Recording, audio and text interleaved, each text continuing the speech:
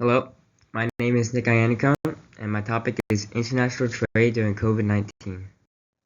According to the International Monetary Fund, the COVID-19 pandemic triggered the sharpest downturn in the world economy since the Great Depression, with global GDP declining 3% in 2020 compared to the rise of 2.8% in 2019.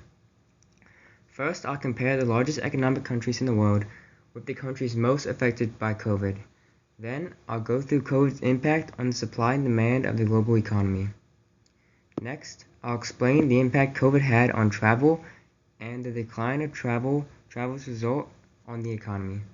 Then, I'll go into my main topic of how international trade was altered by everything previously explained. Lastly, I'll explain the aftermath of international trade and COVID on economic globalization. As we all know, COVID-19, or coronavirus disease, which was officially recognized in late 2019, was a massive disruption and killer of human beings.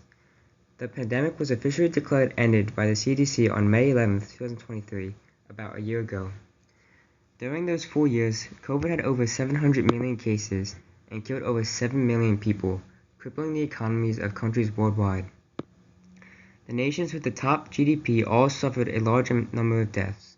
As you can see between the two graphs, countries like the United States, Japan, India, and others that ranked top 10 in GDP also had the top 10 amount of deaths from COVID. These deaths and the people's reaction to COVID had a tremendous effect on the economies around the world, causing global trade to tumble as well. This means that even countries that weren't hurt too much by COVID were now taking damage through a decline in international trade, which causes a further decline of global GDP. This graph shows the relocation of imports in 2020. Asia was at the heart of the supply chain developments in 2020, with China seeing a significant expansion of demand for exports. The distance traveled by imported products also continued to increase in 2020, largely as an effect of COVID and other Asian countries filling supply gaps resulting from lockdowns and changes in demand. On the other hand, most places like the United States, Canada, Europe, and Africa, who had to shut down production for the pandemic, had to increase their imports to meet demand and decrease their exports because of lack of supply. This coincides with the countries hit the hardest by COVID. Trade in several types of goods and services plummeted, while trade in others increased markedly.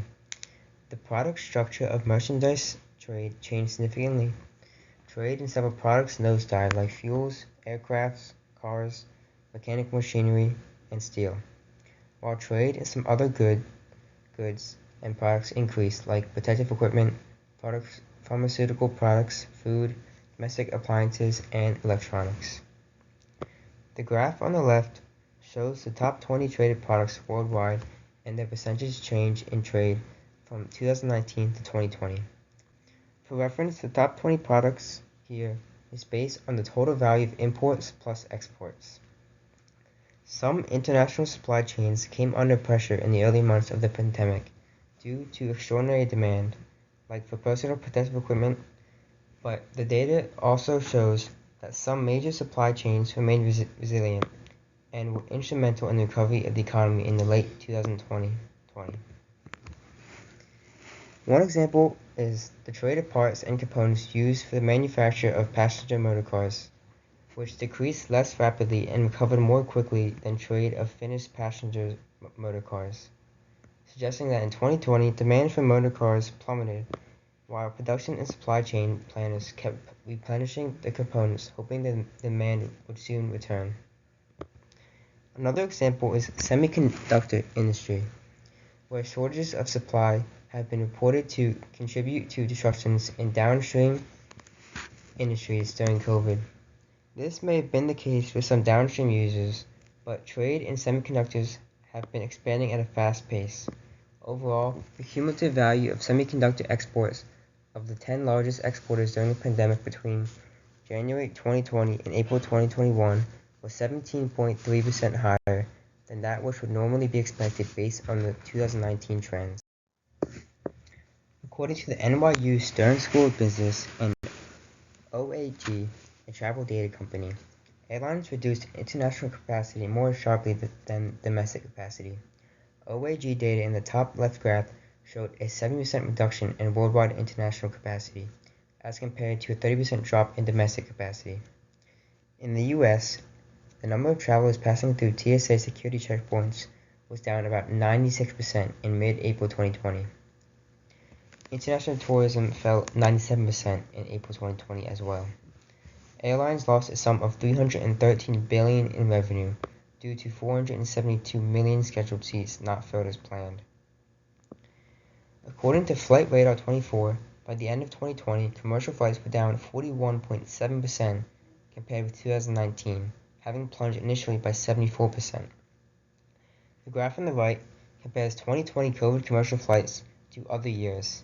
You can see the dip that actually begins at the end of 2019 when COVID first appeared, and then the dip continues into 2020 until forming a massive trough that resulted in the numbers seen on the spreadsheet.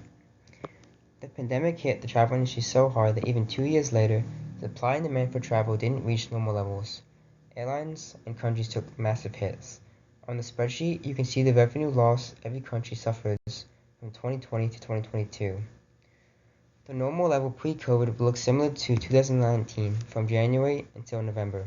2020 was marked by some of the largest reductions in trade and output volumes since World War II. The decline in both world industrial production and goods traded in the first half of 2020 were of similar depth to those at the trough of the global financial crisis in 2008. Before the incidents, there was a steady increase worldwide in both industrial production and trade. As you can see from 2010 to 2019, it's a steady increase. Nevertheless, the trough disappeared quickly, forming a sharp V-shaped recovery in late 2020. Trade continued to grow strongly in 2021 and has compensated some, but not all, of the accumulated losses from the steep decline seen earlier.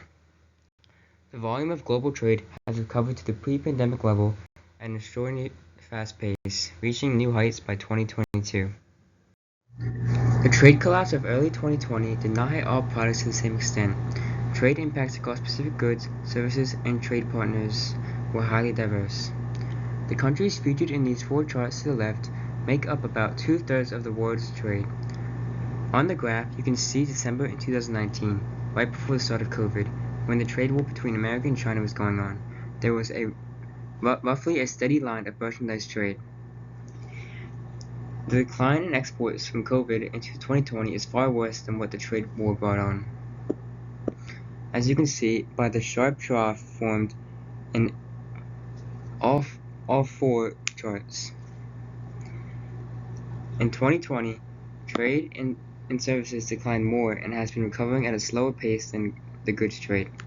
The graph on the right shows the value of exports of services in the 37 countries within the Organization for Economic Cooperation and Development, which declined in 2020 by 16.7%, twice as much as the value of goods exports, which declined by 8.2%.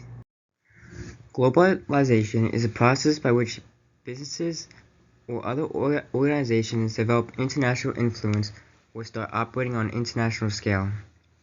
Just prior to the outbreak of COVID-19, there was a growing consensus that globalization was slowing down, what many call slowbalization. One of the indicators was the percentage of trade in global gross domestic product, which was shown by this graph. The first 30 years showed a positive outlook until the 2008 recession. Then, progress never picked back up, and was again shot down to another trough when COVID hit. Another indicator was the percentage of foreign direct investment in global GDP. This chart on the bottom shows global foreign direct investment on the right track until 2018, when it substantially declined, and then got worse in 2020 during the midst of COVID. The losses in global trade during the pandemic caused a further decline in globalization by preventing countries from interacting with each other, separating businesses. The rebound in 2021 caused foreign direct investment to shoot up for a year, but was immediately brought back down after the initial rebound ended. Globalization is important because it connects countries and therefore the people of the world on a basic economic level. It promotes trade, quality of life, and expands the labor market. COVID and its onslaught of effects promoted a decline in international trade, hurting globalization, but hopefully the economies of the world can try to promote growth domestically and internationally. And here are the sources I use in MLA format.